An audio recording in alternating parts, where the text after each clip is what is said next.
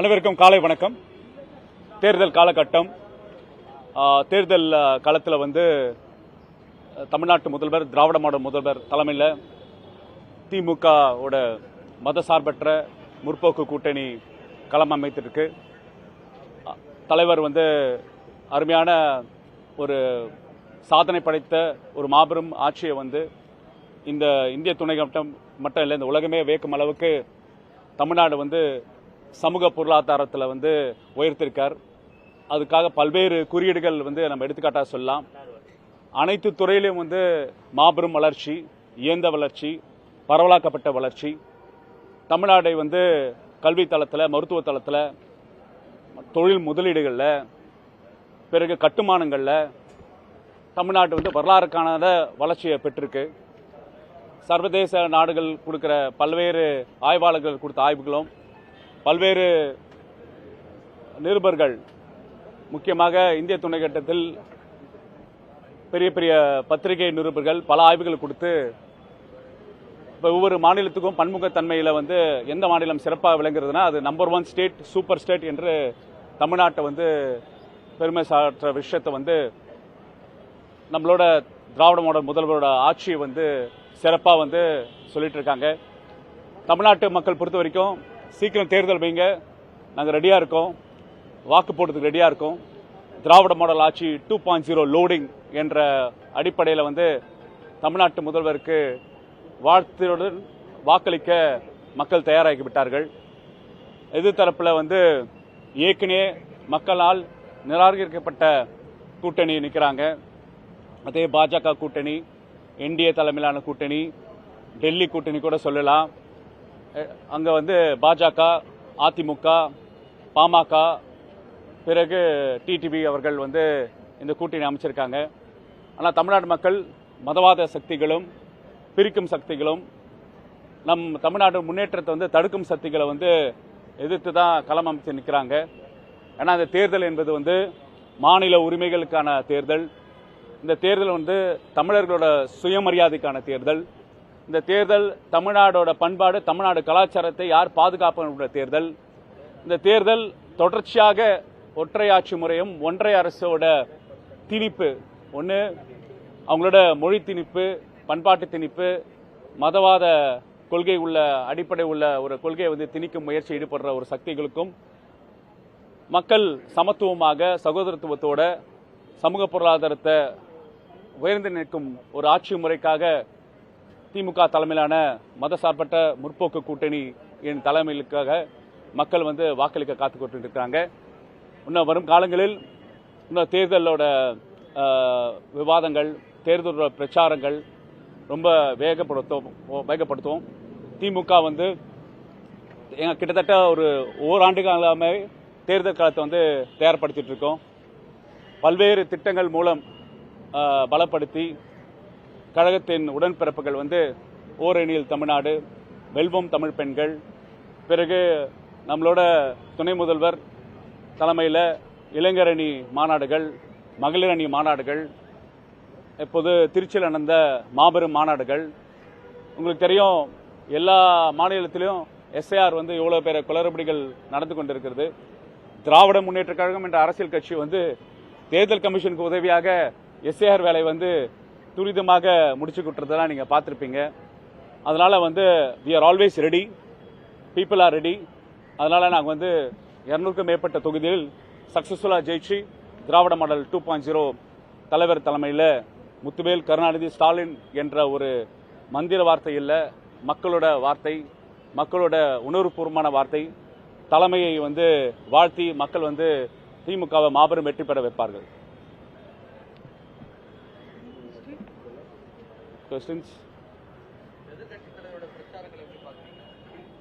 எதிர்கட்சி தலைவர் பிரச்சாரம் பண்றாரா? அவர் பிரச்சாரம் வந்து அழுத்தமாக இருக்கிறாரா? அவர் வந்து வித்தியாசமா பஸ்லாம் ஏறி போய் பிரச்சாரம் பண்றாரு, தேர்தல் அறிக்கைகள்லாம் முன்கூட்டியே ரிலீஸ் பண்றாரு, எதுதான் மக்கள்கிட்ட சொல்றாரு. ஆனால் மக்கள் அதை வந்து அக்செப்ட் பண்ற மாதிரி இல்லை. ஏன்னா நீங்க பாத்தீங்கன்னா மக்கள் வந்து ஏற்கனவே 2011 2021 வரைக்கும் அதிமுக ஆட்சியோட அவலங்களை பார்த்து தான் அவங்கள வந்து அப்புறப்படுத்தினாங்க. அவங்க டபுள் இன்ஜினா முன்னாடியே நின்னாங்க. 2021 தேர்தல் டபுள் இன்ஜினா நின்னாங்க. மக்கள் வந்து தமிழ்நாட்டை பொறுத்த வரைக்கும் எப்போதும் அந்த திராவிடன் என்ஜின் தான், திராவிட என்ஜின் தான். இந்த டபுள் என்ஜின், ட்ரிபிள் என்ஜின் கதையெல்லாம் இல்லை. முக்கியமாக நீங்கள் பார்த்தீங்கன்னா பல்வேறு முன்னுக்கும் பிறனா உள்ள ஸ்டேட்மெண்ட்ஸ் தான் இருக்குது. உங்களுக்கு தெரியும் 2019 நாடாளுமன்ற தேர்தலிருந்து தொடங்கி கிட்டத்தட்ட ஒரு 10 தேர்தலுக்கு மேலே எடப்பாடி அவர்கள் வந்து தோல்வியை தழுவியிருக்காரு. ஏன்னா அவர் மக்கள்கிட்ட சொல்கிறது ஒன்றும் செய்கிறது ஒன்றா இருக்குது. உங்களுக்கு 2019 நினைவு இருக்குன்னு நினைக்கிறேன். நம்மளோட புயல் வரத்துக்கு முன்னாடி, தேர்தலுக்கு வரத்துக்கு முன்னாடி புயலினால் பாதிக்கப்பட்ட விஷயத்துக்காக ஒரு 110 விதியின் கீழ் எடப்பாடி அவர்கள் வந்து சட்டமன்றத்தில் வந்து புயலால் பாதிக்கப்பட்ட மக்களுக்காக அவர் வந்து 1000 ரூபாய் வந்து கொடுக்குறேன்னு சொன்னார். ஏழை விவசாயிகள், பாதிக்கப்பட்ட விவசாயிகள் ரேஷன் கடையில் வந்து வருமானத்துக்கு கீழே உள்ள ரேஷன் கார்டு உள்ளவருக்கெல்லாம் கொடுக்குறேன்னாரு. அதை பற்றி விண்ணப்பங்கள்லாம் கொடுத்தாங்க. ஆனால் நாடாளுமன்ற தேர்தல் தோல்விக்கு அப்புறம் அவர் அதை பற்றி பேச்சே திறக்கலை. கொரோனா காலகட்டத்தில் நம்ம கேட்டோம், 5000 ரூபாய் கேட்டோம். 1000 ரூபாய்லாம் கொடுக்க முடியாது, பொருளாதார சூழல் இல்லை அப்படின்னு சொல்லிட்டு 1000 ரூபாய் கொடுத்தாரு. அப்போ மக்கள்கிட்ட வந்து ஒரு வாக்குறுதியை கொடுத்து அப்புறம் அந்த வாக்குறுதியை வந்து நிறைவேற்றாமல் இருந்த ஆட்சி தான் அவங்களோட ஆட்சி.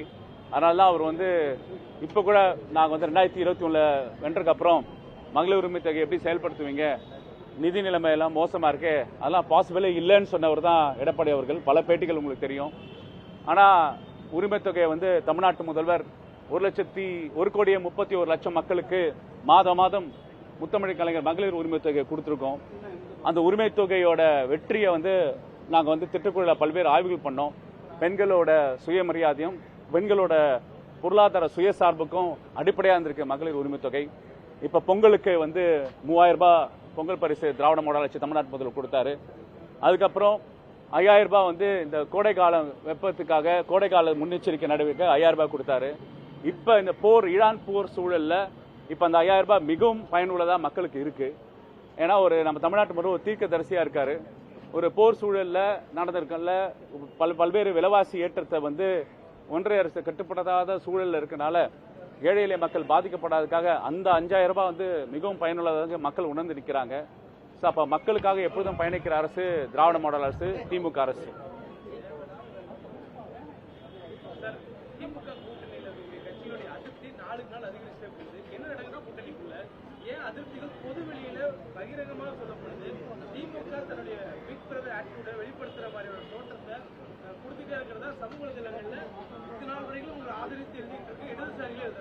இல்ல, அடிப்படையிலே வந்து சமூக வலைத்தளம் வந்து ஒரு எல்லாரோட தனி மனிதர் கருத்துக்களும் கொடுக்குற ஒரு தளம்.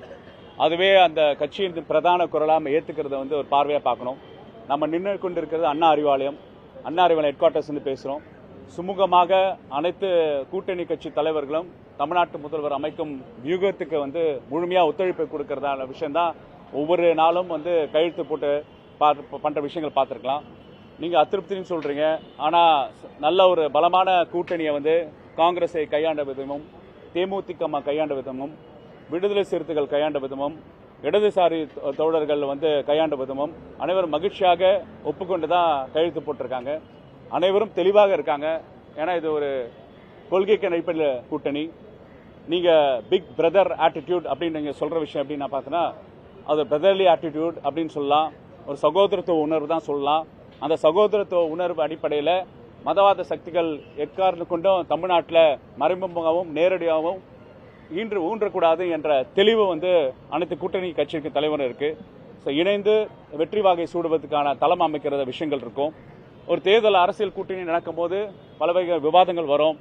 அது வந்து ஜனநாயகம். ஒருத்தங்களும் உங்க கருத்தை தெரிவிப்பாங்க, அவங்களோட விருப்பத்தை தெரிவிப்பாங்க. அது தலைமை வந்து அக்செப்ட் பண்ணி உள்வாங்கி அவங்களோட கோரிக்கைகளை ஏற்று ஒரு கன்சென்சஸ் அரைவிங் எக்ஸசைஸ் தான் கூட்டணி.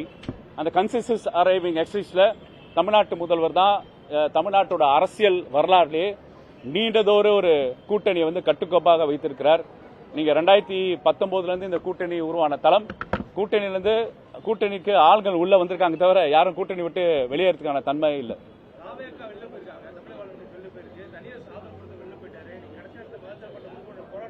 இல்ல அவங்களோட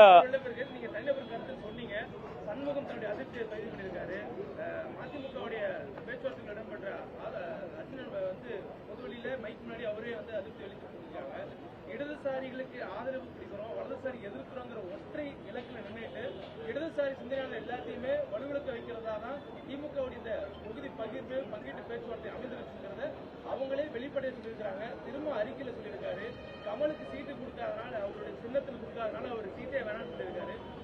ஸ்ட்ராங்கஸ்ட் அலைன்ஸா பார்க்கப்பட்டு வந்த திமுக கடந்த ஒரு 15 நாட்களா ஒரு நெடிய ஒரு நெருடல் இருந்துகிட்டு இருக்கு. இல்ல அந்த மாதிரி ஒரு கன்ஃபியூஷன் வந்து நீங்க பாத்தீங்கன்னா பெரிய அளவுல வந்து ஒரு தேர்தல் காலத்துல வந்து பெரிய அளவுக்கு பாதிப்பு இருக்கிற பத்தி இல்ல. ஏன்னா வந்து ஒருவருக்கும் தனிப்பட்ட விருப்ப இருக்கலாம், கூட்டணியில இடங்கள் கேட்டு வந்திருக்கலாம், அவங்க விருப்பப்பட்ட இடங்கள் கேட்டு வந்திருக்கலாம். ஆனா ஒரு பொது கன்சென்சஸ்க்காக ஒரு தேர்தல் காலத்தை விஸ்டாண்ட் பண்ணும்போது வினபிலிட்டி ரொம்ப ரொம்ப முக்கியம். ஏன்னா வந்து ஃபர்ஸ்ட் பாஸ் போஸ்ட் சிஸ்டம் தான் நம்ம தேர்தல் அரசியல். யார் வந்து பிரதான 117 இடங்கள் பெற்று ஆட்சியை பிடிக்கிறதுக்கான விஷயங்களுக்காக கூட்டணியோட தர்மமும் அடிப்படை, அந்த கூட்டணி தர்மத்துக்காக அனைத்து கழக உடன்பிறகும் சேர்ந்து வேலை பார்க்குற தருணம் இருக்கு. அவங்களோட விமர்சனங்களும் அவங்களோட கோரிக்கைகளும் அவங்களோட கிரிட்டிசிசம் வந்து ஒரு ஜனநாயக நாட்டில் வைக்கிறது இயல்பு தான். ஆனால் அது எந்த விதத்தில் அந்த கூட்டணியோட கட்டுக்கோப்பான கூட்டணியோட டிஸ்டர்பன்ஸை வந்து எதுவும் டிஸ்டர்ப் பண்ணாததுதான் அடிப்படை. குழப்பம் இல்லை. தெளிவா நீங்க ஒருத்தரையும் அவங்க கையெழுத்து போட்டு சைன் போட்டு கூட்டணி கட்சியில தேர்தல் காலத்தில் போனதுக்கப்புறம் நீங்க சொல்ற அந்த சிறு சின்ன இருக்கிற விமர்சனங்கள் எல்லாமே தளர்ந்து எல்லாரும் தேர்தல் காலத்தில் வந்து வேலை செய்ய ஆரம்பிச்சிருவாங்க. அதிமுக தேர்தல் அறிக்கை வெளியாகி வேட்பாளர்களுக்கு பிரச்சாரம் தொடங்கியாச்சு. திமுக தேர்தல் அறிக்கை மீதான ஒரு எதிர்பார்ப்பு இருக்கு. எப்படியான ஒரு அறிக்கையாக தேர்தல் அறிக்கை நீங்க ட்ரெய்லர் கேட்குறீங்க, அது ஒரு கான்ஃபிடென்ஷியல் டாக்குமெண்ட். ஏன்னா திமுக தேர்தல் அறிக்கை வந்து ரொம்ப முக்கியமான தேர்தல் அறிக்கை. பல்வேறு காலகட்டத்தில் தமிழ்நாட்டோட சமூக பொருளாதாரத்தை திருப்பி போட்டது திமுக தேர்தல் அறிக்கை. அதனால மக்களோட எதிர்பார்ப்பு மிகவும் அதிகமாக தான் இருக்கும். ஸோ அதனால திமுக தேர்தல் அறிக்கை வந்து கேண்டிடேட்ஸ்லாம் அனௌன்ஸ் பண்ணி தேர்தல் காலத்தில் இருக்கும்போது திமுக தேர்தல் அறிக்கை வந்து எங்களுக்கு ஒரு பெரிய பிரச்சாரத்துக்கும் ஊன்றுதலுக்கும் எங்களுக்கு பெரிய மார்ஜின்ஸ் வின் பண்றதுக்கும் தேர்தல் அறிக்கை ஒரு அடிப்படை அமையும். மகளிர் உரிமை தொகை பெண்களுக்கானது, அதே போல மாணவர்களுக்கு திட்டம், மற்ற திட்டங்கள் வர்றதுக்கு வாய்ப்பு இருக்கா? அதான் இன்னும் அவசரப்பட வேண்டாம் ஊடக நண்பருக்கு சொல்றேன். டெஃபினட்டா டாக்குமெண்ட் வந்து தமிழ்நாட்டு முதல் ரிலீஸ் பண்ணுவாரு. அந்த டாக்குமெண்ட் காப்பீஸ் எல்லாருக்கும் ரீச் ஆகும். எல்லா தரப்பையும் 360 டிகிரியை சாட்டிஸ்ஃபை பண்றமான, இன்ஃபேக்ட் தமிழ்நாடு மக்கள் வந்து ரொம்ப சந்தோஷப்படுறமான நிகழ்வுகள் அந்த தேர்தலுக்கு அமையும். அது டெஃபினட்டா எங்களுக்கு ஒரு எலெக்ஷன்ல வந்து பெரிய பூஸ்டா இருக்கும்.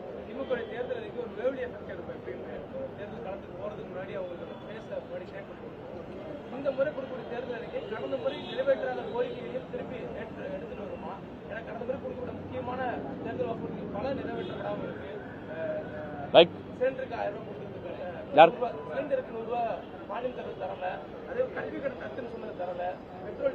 இல்ல அது வந்து நீங்க 21 மேனிஃபெஸ்டோக்கு அப்புறம் 24 மேனிஃபெஸ்டோ கம்பேர் பண்ண முடியும்.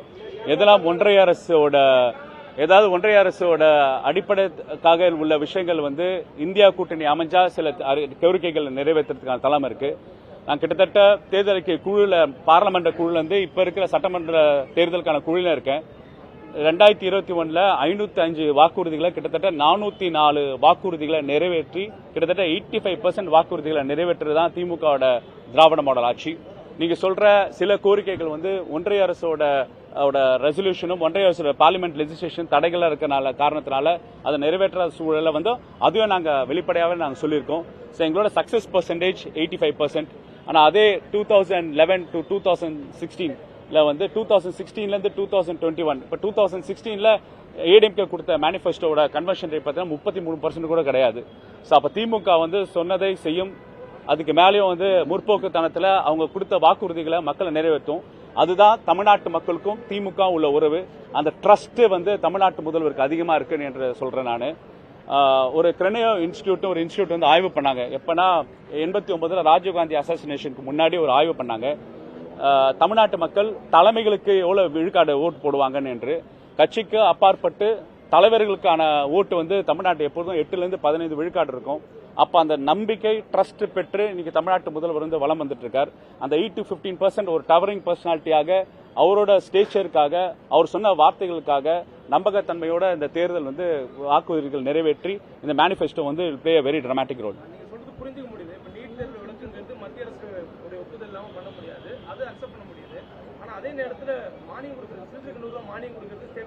நல்ல ஒரு இல்ல நீங்க வந்து பெட்ரோல் விலை வந்து நீங்க அடிப்படையில நீங்க இருக்கிற கேஸ்லயும் பாத்தீங்கன்னா பெட்ரோல் விலையை வந்து ₹3 டாக்ஸ் வரி கம்மி பண்ணதை நீங்க மறந்துட்டீங்கன்னு நினைக்கிறேன். அது கொடுத்தோம். கம்மியா அந்த எஸ், அந்த டாக்ஸஸ் வந்து ₹3 குறைச்சதை நீங்கள் மறந்துட்டீங்க. அப்புறம் பால் விலையாகவும் குறைச்சோம். எப்போனா கோவிட் உச்சத்தில் இருக்கும்போது, பேண்டமிக்ல உச்சத்தில் இருக்கும்போது கூட அந்த கோரிக்கையை வந்து நிறைவேற்றினார். அந்த நேரத்தில் கூட தான் நம்ம வந்து விடியல் பயணம் வந்து கிட்டத்தட்ட ஒரு மாசத்துக்கு 65 லட்சம் பயணங்கள் வந்து மகளிர் பண்றாங்க. அதனால ஒரு ₹1000 சேமிக்கிறாங்க. அந்த சேமிப்பை பார்த்தீங்கன்னா அங்கே டீசல் மானியத்தை வந்து தமிழ்நாடு அரசு தான் பே பண்ணிட்டு இருக்காங்க. விடியல் பயணம் ஒரு சக்சஸ்ஃபுல்லான ஹிட் ப்ரோக்ராம். நீங்க கேட்கிற மக்கள் அவதிப்படுற, மக்கள் பாதிக்கூட அனைத்து விளிம்பு நிலை மக்களுக்கு ஏகுவாக வந்து தேர்தல் அமையும். அப்ப அறிக்கை வந்ததுக்கு அப்புறம் தாராளமா இன்னொரு பேசுவோம் நம்ம. தேங்க்யூ.